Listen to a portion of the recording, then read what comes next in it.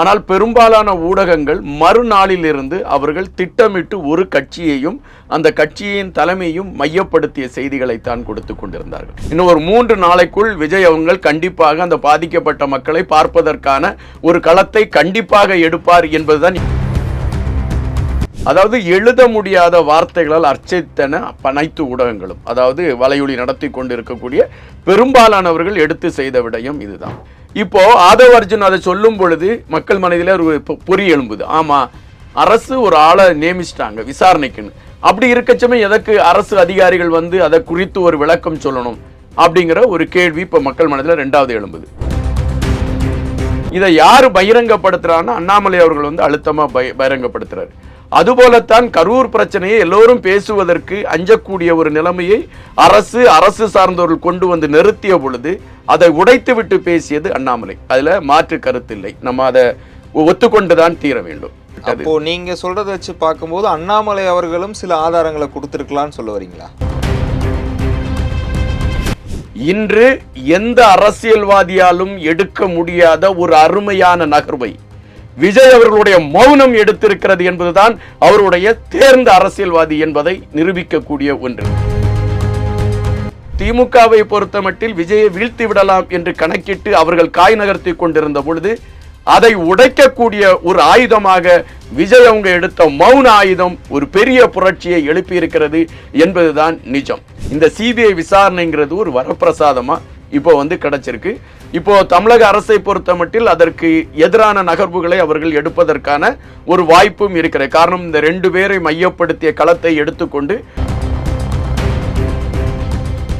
TN media நேயர்களுக்கு வணக்கம். இன்று நம்முடன் நேர்காணலுக்காக தாவேகா ஆதரவாளர் இன்பா அவர்கள் இணைந்திருக்காங்க. வணக்கம் சார். வணக்கம். கரூர் விஜய் பிரச்சாரத்தில் 41 பேர் பலியானதில் உச்ச நீதிமன்றம் இன்னைக்கு சிபிஐ விசாரணை பண்ணலாம் அப்படின்னு சொல்லிட்டு சிபிஐக்கு மாற்றிருக்காங்க. இதை வந்து பார்த்தீங்கன்னா கடந்த நேர்காணல்லையே இந்த ஒரு விஷயத்தை நீங்கள் சொல்லியிருந்தீங்க, சிபிஐக்கு விரைவில் மாற்றப்படும் அப்படின்னு சொல்லிட்டு. இது வந்து திமுகவுக்கு பின்னடைவு நம்ம இதுலேருந்து நம்ம எடுத்துக்கலாமா சார்? திமுகவுக்கு முதல்ல இருந்தே பின்னடைவு தான் சார். அவங்க எப்போ கரூரில் இந்த பிரச்சனை ஒன்று உருவாச்சோ அப்பத்திலிருந்தே திமுகவுக்கு பின்னடைவு. அதற்கு காரணம் திமுக எடுத்த பல நகர்வுகள் மக்களை சந்தேகப்படும்படியாக வச்சிருச்சு. ஒன்று வந்து அங்கே போய் ஒரு அமைச்சர் அழுத களம். அந்த அமைச்சர் இதற்கு முன்பு எங்கேயும் இப்படியெல்லாம் இருந்தாராங்கிறது தெரியாது. அவர் போய் அந்த அழுத களம் வந்து ஒட்டுமொத்தமாக முதல் சந்தேகத்தை அங்கே பதிவாயிற்று. மக்களுக்கு சந்தேகங்கள் எழும்பிய களங்களை மட்டும்தான் குறிப்பிடுகிறேன். அப்போ அவங்களுக்கு அங்கே ஒரு சந்தேகம் எழும்பிருச்சு. 2வது பார்த்தீங்கன்னா அவசரமாக நடத்தப்பட்ட பல விடயங்கள் அவசரமாக செய்யப்பட்டுச்சு. ஒரு இரவுக்குள்ளே அந்த நிறைய விஷயங்கள் இரவுக்குள்ளேயே செய்யப்பட்ட நிறைய இருக்குது. அதாவது அந்த போஸ்ட்மார்ட்டத்திலிருந்து அந்த கொடுக்கப்பட்ட உடலை உடனடியாக அங்கிருந்து அப்புறப்படுத்தக்கூடிய களங்கள் என அனைத்துமே அவசரமாக செய்யப்பட்டது. இது மக்கள் மத்தியிலே ஒரு கேள்வியை எழுப்பிவிட்டது. அதுக்கு பிறகு பார்த்தீங்கன்னா ஊடகங்கள், பெருவாரியான ஊடகங்கள், இப்போ ஒரு சம்பவம் நடக்குன்னு வச்சுக்கோங்களேன், இந்த சம்பவம் எப்படி நடந்திருக்கு அப்படின்னுட்டு ஊடகம் வந்து ஆய்வு செய்து தான் அதை கருத்தை பதிவிடும். ஆனால் பெரும்பாலான ஊடகங்கள் மறுநாளிலிருந்து அவர்கள் திட்டமிட்டு ஒரு கட்சியையும் அந்த கட்சியின் தலைமையும் மையப்படுத்திய செய்திகளைத்தான் கொடுத்து கொண்டிருந்தார்கள். 41 பேர் இறந்து போனாங்களே, அவங்களுக்கு நம்ம என்ன செய்யணும், அந்த குடும்பங்களுக்கு ஏதாவது செய்வதற்கான வழிமுறைகளை பார்க்க வேண்டுமா, இப்படிப்பட்ட களங்களை எந்த ஊடகமும் பேசல. அனைத்து ஊடகங்களுமே ஒட்டுமொத்தமாக விஜய் அவர்களை எப்படி கார்னர் பண்ணலாம் அப்படிங்கிற களத்தில் இறங்கினது இன்னும் பெருத்த சந்தேகத்தை கிளப்பிடுச்சு. அதுக்கு பிறகு பார்த்தீங்கன்னா தொடர்ச்சியாகவே அந்த ஊடகத்தை சார்ந்தவர்கள் ஒட்டுமொத்தமாக விஜய் அவர்களை மட்டும் மையப்படுத்தியும் அந்த 2ஆம் கட்ட தலைவர்களை மையப்படுத்தியும் கடுமையான விமர்சனங்களை வைத்தார்கள். அதாவது அவங்க வந்து இப்படி ஒரு சம்பவம் நடந்திருக்கு, இதில் வந்து நிவாரணம் பண்ணக்கான நடைமுறைகள் எடுக்கப்படும், அந்த கட்சி என்ன நகர்வுகளை எடுத்துட்டு இருக்கு அப்படின்னு பேசினா அது வந்து ஒரு நார்மலான பார்வையை நம்மளால் பார்க்க முடியும். ஆனால் ஒட்டுமொத்தமாக அந்த கட்சியையும் அந்த 2ஆம் கட்ட தலைவர்களும், அதாவது எழுத முடியாத வார்த்தைகளால் அர்ச்சித்தன அனைத்து ஊடகங்களும், அதாவது வலையொலி நடத்தி கொண்டு இருக்கக்கூடிய பெரும்பாலானவர்கள் எடுத்து செய்த விடயம் இதுதான். அப்பொழுதே உறுதி செய்யப்பட்டது இந்த வழக்கு வந்து வேறொரு கோணத்திற்கு செல்லும் அப்படிங்கிறது அப்பொழுதே மனதிற்குள் தெரிய ஆரம்பிச்சிச்சு. எனக்கு அப்பவுமே தெரியும். அதுபோல இந்த வழக்கை பொறுத்த மட்டும் பார்த்தீங்கன்னா இப்போ உச்சநீதிமன்றம் வந்து இதை சிபிஐக்கு மாத்திட்டாங்க. இப்போ சிபிஐக்கு மாத்தின உடனே திமுகவை சார்ந்தவர்கள் அதற்கு ஒரு சப்பை கட்டுறாங்க. அதாவது திமுகவின் வழக்கறிஞராக இருக்கக்கூடிய வில்சன் அவர்கள் ஒரு சப்பை கட்டுறார். அவர் என்ன கேட்டுறாருன்னா அதுல 2 பேர் வந்து மனு தாக்கல், அதாவது சிபிஐ வேணும்னுட்டு 2 பேர் வந்து அந்த பாதிக்கப்பட்ட 2 பேர் மனு கொடுத்திருக்காங்க. அந்த 2 பேரும் அவர்கள் மனு கொடுத்தது வந்து தவறானது, போலியாக அவர்கள் அதை கொடுத்திருக்காங்க அப்படின்னு ஒரு கருத்தை எடுத்து வைக்கிறாங்க. இதற்கு அவர்கள் சொல்லக்கூடிய குற்றச்சாட்டு வந்து இந்த பன்னீர்செல்வங்கிறது பிரித்திக் என்கிற ஒரு பையனோட அப்பா. இவர் வந்து தன்னுடைய மனைவியை பிரிந்து 9 வருடமாக தனித்து இருக்கிறார், அல்லது வேறொரு பொண்ணை திருமணம் செய்திருக்கிறார் என்று கூட வைத்துக் கொள்ளுங்க. ஆனால் ஒரு மகன் இறந்து விட்டான் என்கின்ற பொழுது ஒரு தந்தையுடைய மனது துடிப்பதற்கான வாய்ப்பு இருக்கிறது. 5 திருமணம் செய்திருந்தால் கூட துடிப்பதற்கான வாய்ப்பு இருக்கிறது. எனவே பன்னீர்செல்வம் அவர்கள் வழக்கிற்குள் எப்படி வந்தார் என்பது அது அவர் சார்ந்த ஒரு களம். அதற்கும் தமிழக வெற்றி கழகத்திற்கும் அதில் எந்த விதமான ஒரு தொடர்பும் இல்லை. அது சார்ந்த கருத்துக்களுக்குள் தமிழக வெற்றி கழகத்தை சார்ந்தவர்கள் செல்லவும் இல்லை. இப்போ இந்த சிபிஐ விசாரணை வந்துருச்சு. சிபிஐ விசாரணை வந்துச்சு அப்படின்னு சொன்ன உடனே சீமான் அவர்கள் ஒரு ஸ்டேட்மெண்ட் கொடுக்குறாரு.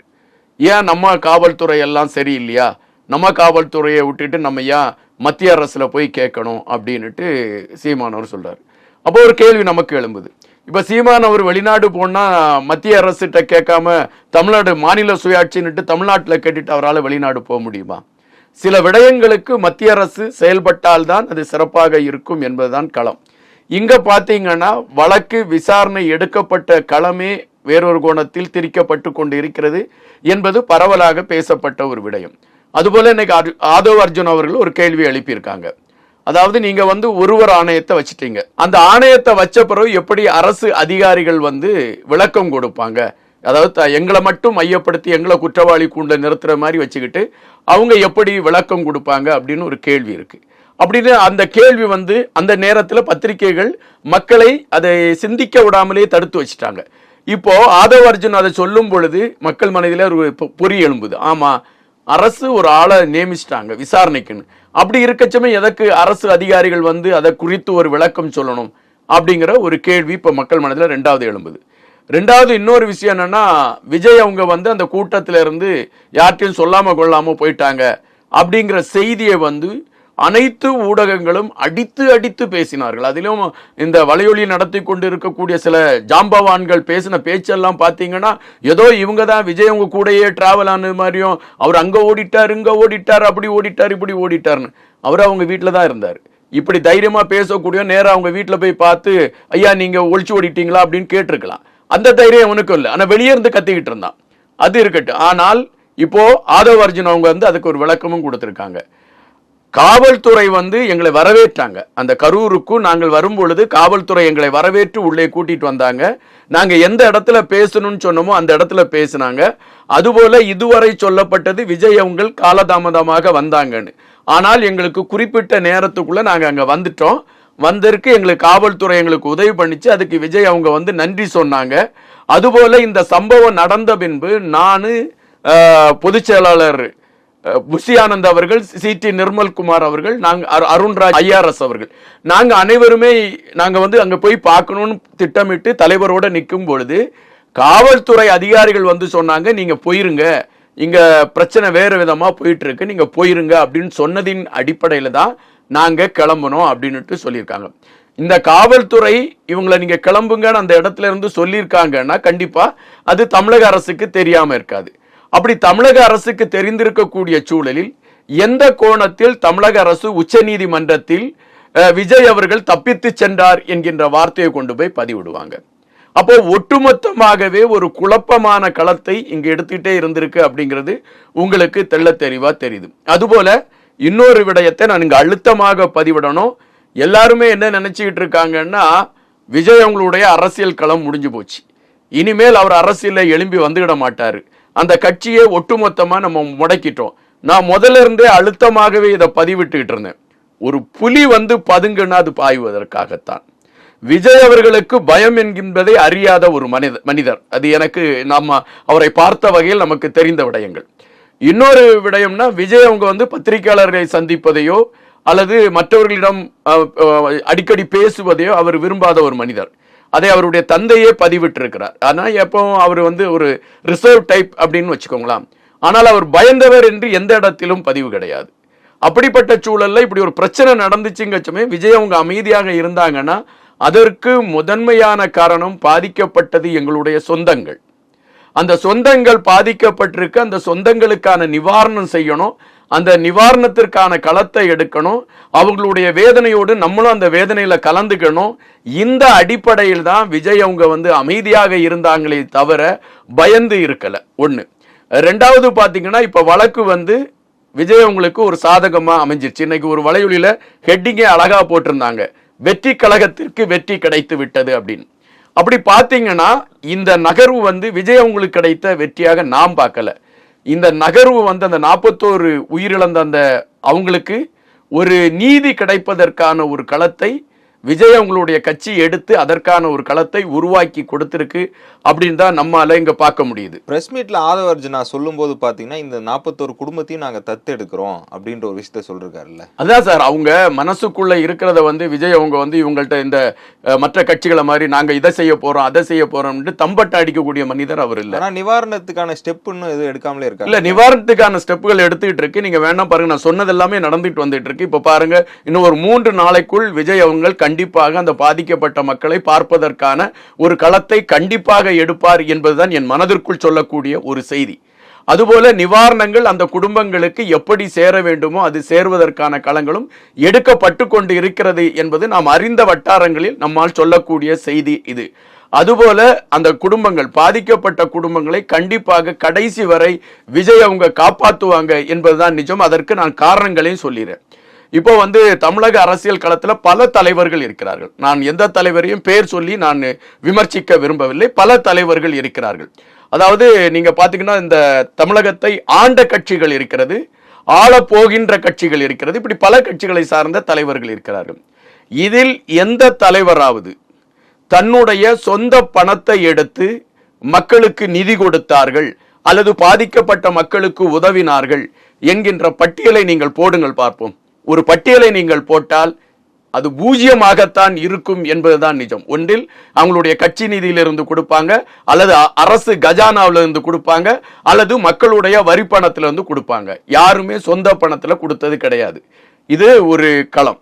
ஆனால் விஜய் அவங்களுடைய அரசியல் களத்தை நீங்க எடுத்து பாருங்க. இதுவரை அவர் எங்கேயாவது நிதி வாங்கினாரு அல்லது யார்கிட்டயாவது காசு வாங்கினாருன்னு யாராவது சொல்ல முடியுமா? முடியாது. ரெண்டாவது பாத்தீங்கன்னா அவர் அவ்வளவுமே செஞ்சிருக்காரு. தூத்துக்குடி சம்பவத்தில் பாதிக்கப்பட்ட மக்களுக்கு போய் செஞ்சிருக்காரு, சொந்த பணம். அதுபோலத்தான் ஒவ்வொரு இடங்களிலும் அவர் செய்து கொண்டிருப்பது அவருடைய சொந்த பணத்தை மையப்படுத்தி தான் செஞ்சிட்டு இருக்காரு. அதுபோலத்தான் இந்த 41 குடும்பம் என்னுடைய குடும்பம் அப்படின்னு தான் அவருடைய கருத்து. இது என்னுடைய குடும்பம், என்னுடைய குடும்பத்தில் பாதிப்பு ஏற்பட்டிருக்கு. அதைத்தான் ஆதவ அர்ஜுனா மிக தெளிவாக சொல்கின்றார்.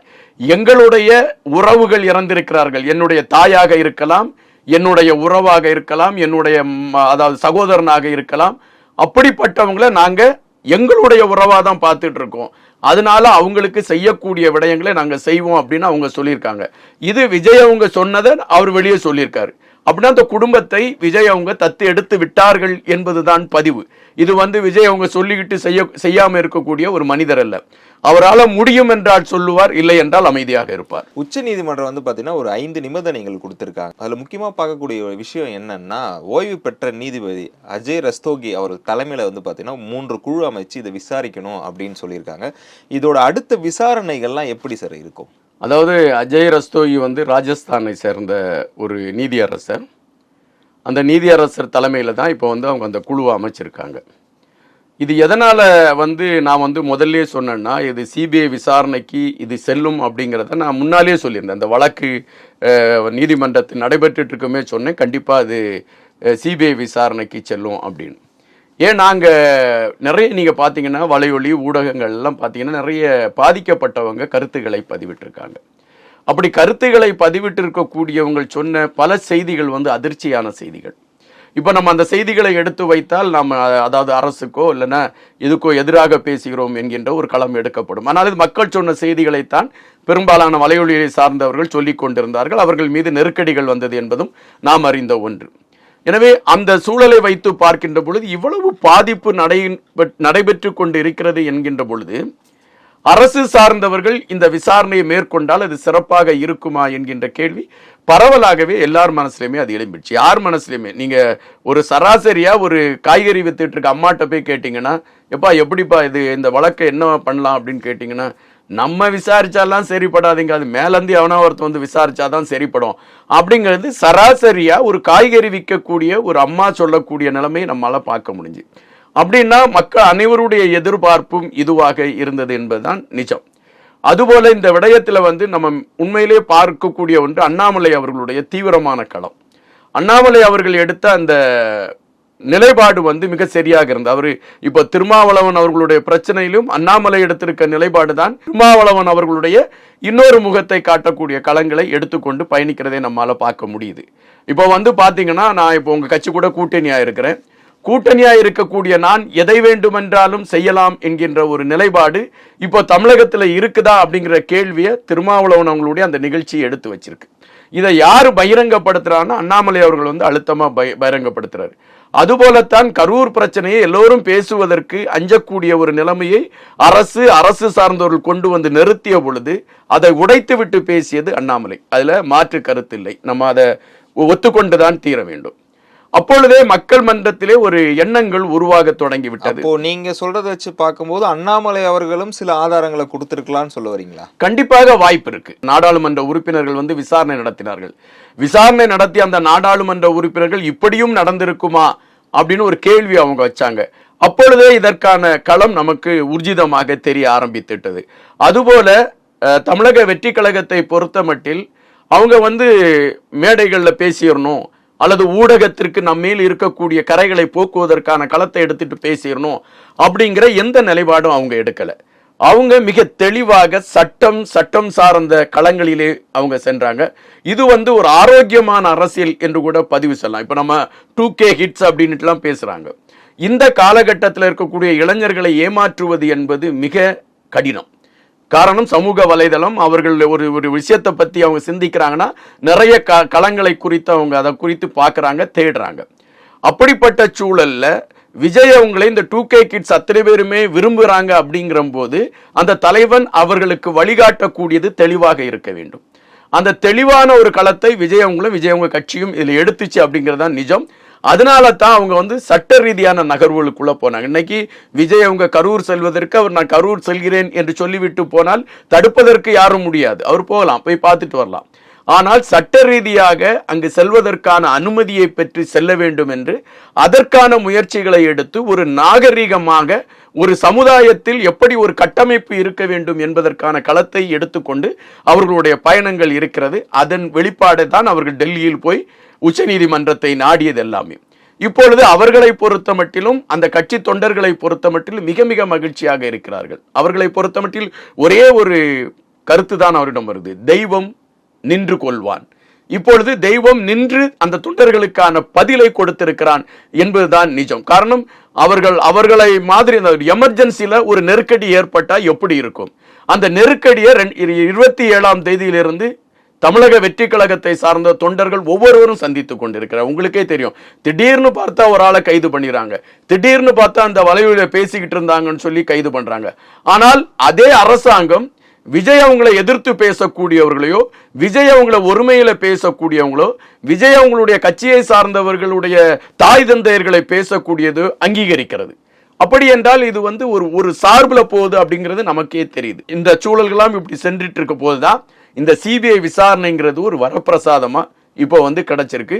இப்போ தமிழக அரசை பொறுத்த மட்டில் அதற்கு எதிரான நகர்வுகளை அவர்கள் எடுப்பதற்கான ஒரு வாய்ப்பும் இருக்கிறது. காரணம், இந்த 2 பேரை மையப்படுத்திய களத்தை எடுத்துக்கொண்டு அவர்கள் அதற்கான எதிர்ப்பு வினைகளை ஆற்றுவதற்கான ஒரு களம் இருக்கிறது.